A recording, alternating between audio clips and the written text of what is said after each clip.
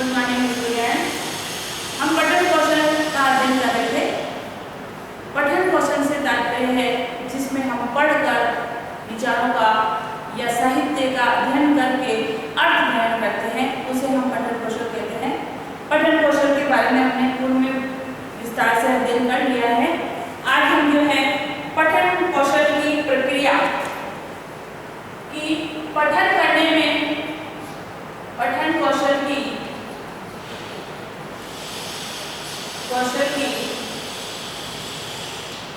प्रक्रिया का अध्ययन करेंगे। पठन कौशल की प्रक्रिया जो है चार बताई गई है। पहला है प्रत्याभिज्ञान, दूसरा है अर्थग्रहण,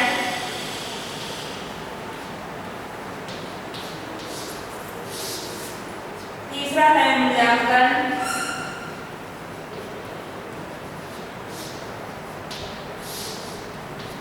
चौथा है अनुप्रयोग,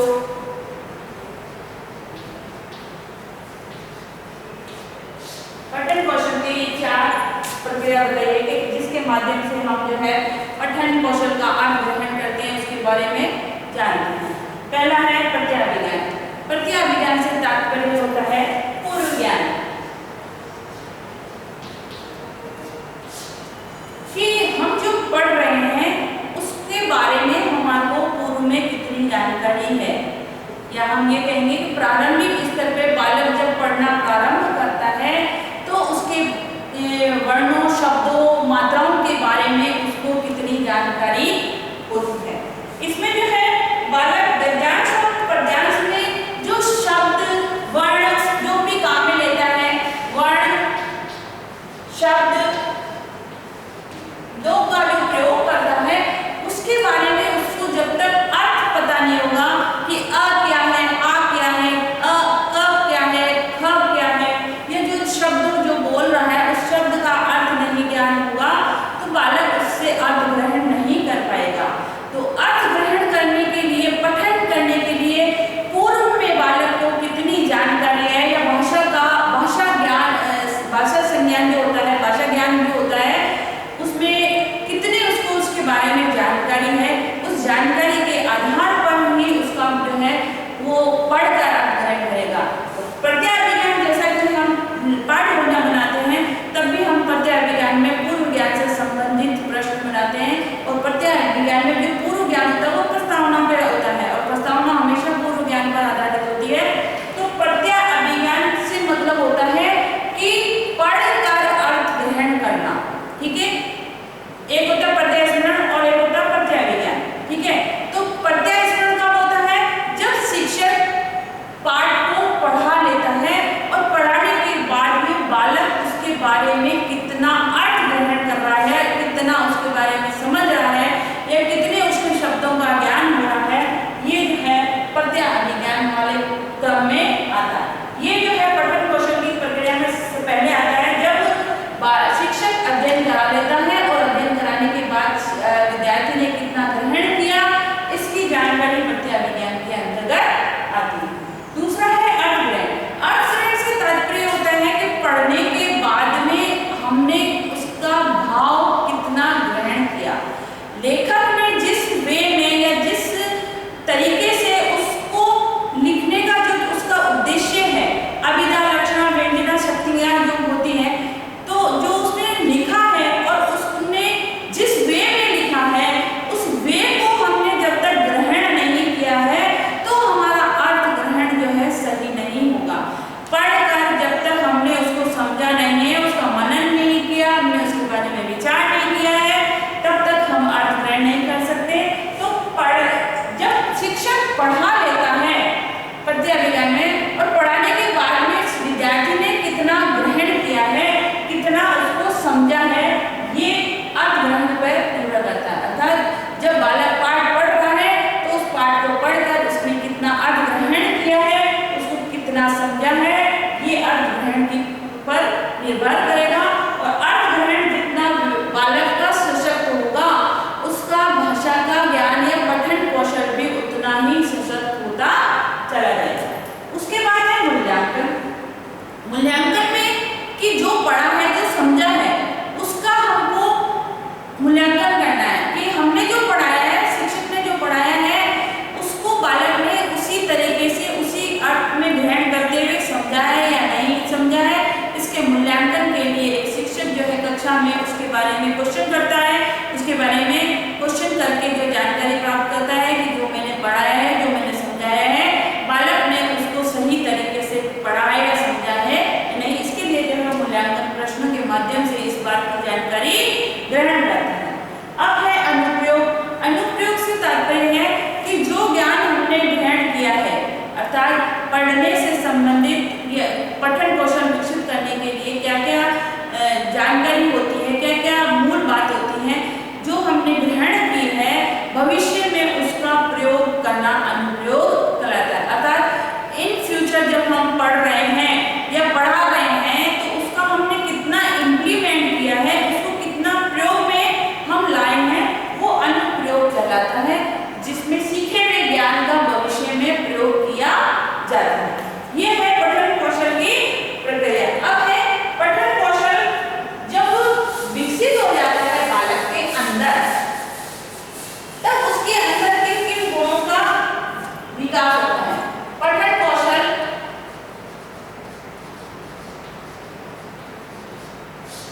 के द्वारा विकसित गुण कि पठन कौशल के बाद में बालक किन किन गुणों को विकसित करता है। उसमें पहला है वाचन का अभ्यास। दूसरा है वर्णों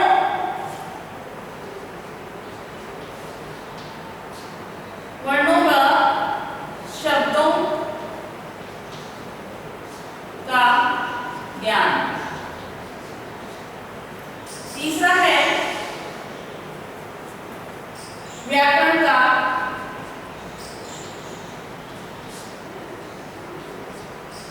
ज्ञान। चौथा है समृद्ध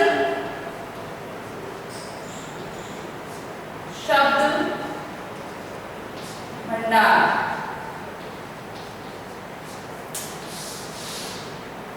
इसके बाद है एकाग्रता। एकाग्रता व तल्लीनता। इसके बाद है सुक्तियों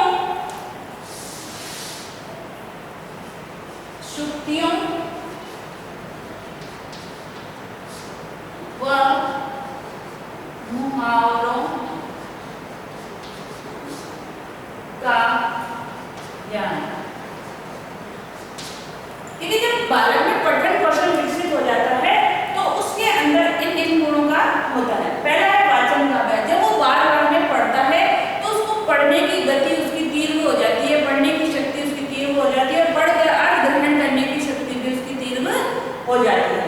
दूसरा है वर्णों और शब्दों का ज्ञान। वो सभी प्रकार के वर्ण और शब्दों के अर्थ के बारे में या उनके बारे में संपूर्ण जानकारी को हासिल हो जाती है। जो नए नए जितना बालक पढ़ेगा, उसको उतने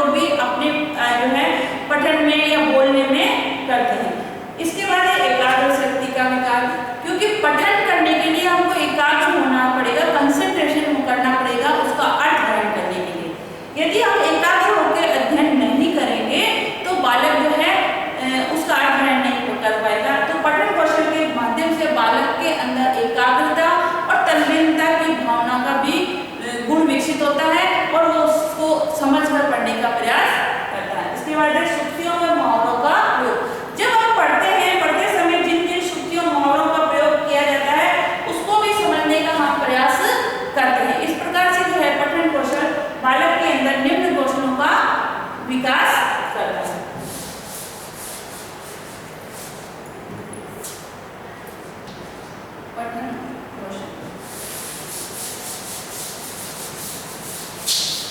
आपका गृह कार्य है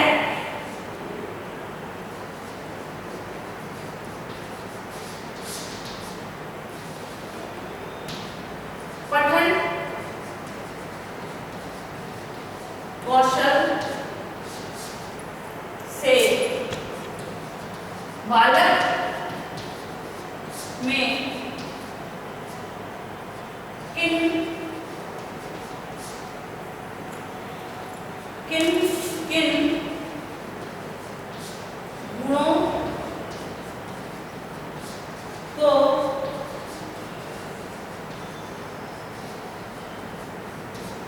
विकसित किया जा सकता है, समझाइए।